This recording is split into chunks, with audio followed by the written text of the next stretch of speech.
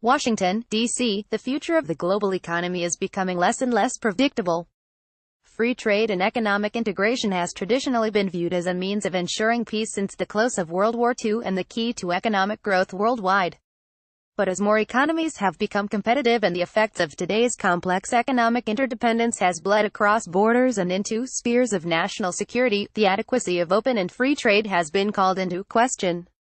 Though President Donald Trump's latest trade tariffs toward China are viewed as both protectionist and simulating Cold War brinkmanship practices, Larry Kudlow, director of the United States National Economic Council, argued at an Axios Newspaper event last week that the president is a free trader and shares a collegial relationship with the Chinese.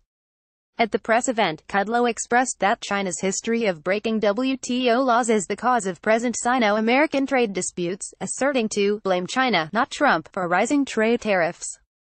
Recognizing that the president possesses arrows of negotiation, tariffs, and sanctions in his quiver to combat unfair and illegal trading practices, Kudlow commended President Trump's deployment of such fighting fire with fire and brinkmanship tactics to re-establish the international free trade that China disrupted, but also noted a developing relationship between the two nations' leaders. Kudlow ultimately forecasted that the prevailing trade dispute will be resolved due to a growing bromance between President Donald Trump and President Xi Jinping. I think the time is right for China to make changes they should have been making the past 15 to 20 years. Kudlow commented. Though Kudlow predicted a Sino-American trade resolution, he attached his statement with a qualifier. I don't know if the deal will be to our liking or the president's liking, but I think there's going to be a lot of movement and I think we're going to see it very soon.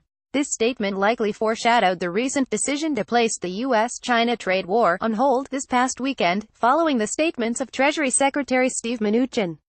Currently, the bromance seems to be beating out brinkmanship as both sides have lowered tariffs.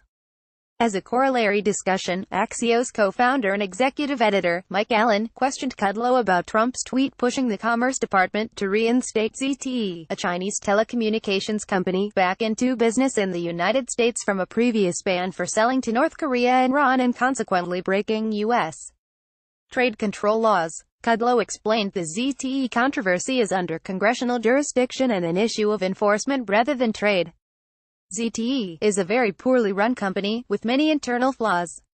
Kudlow stated, recognizing that it has proven guilty on 3 different occasions. The issue isn't simply to let them off, but perhaps to do it in a manner that they couldn't conceivably go back into business.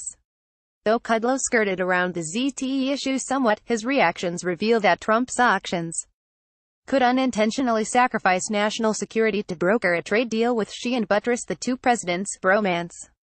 This derives from President Trump's tendency to fuse various channels of politics, economics, national security, and law enforcement together.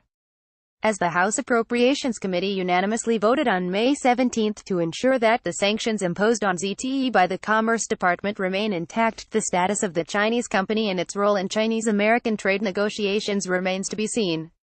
The event's third topic, President Trump's tax cuts, relates more to the role that the new tax structure will play in the midterm elections rather than the trade dispute with China.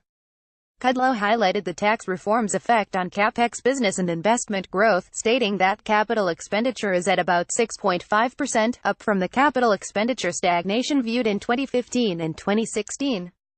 He anticipated that tax cuts will increase the American economy's capacity to grow and play a positive role in the November elections. So, will bromance or brinkmanship win out in the global economy? The recent ceasefire between Chinese and American economies hints that the growing Trump-Xi relationship currently has the advantage over brinkmanship from incrementally raising tariffs. However, there is much uncertainty surrounding the recent tariff hold and conflicting messages from U.S. Trade Representative Robert Lighthizer and Treasury Secretary Steven Mnuchin continued to confuse the public on the status of Sino-American trade negotiations. President Trump's earlier push for the Commerce Department to reinstate ZTE back into the American economy so the Chinese company can play a role in a larger trade negotiation with President Xi additionally alludes to the bromance overcoming an economic arms race, or rather a tariffs race. Thirdly, Kudlow's recognition of trade negotiation meetings being respectful, constructive, and detailed specific also shows a shift away from brinkmanship. However, trade discussions are only paused at the moment and an official and finished trade deal has not been reached, producing uncertainty whether or not the bromance will continue to outstride brinkmanship. The world continues to watch.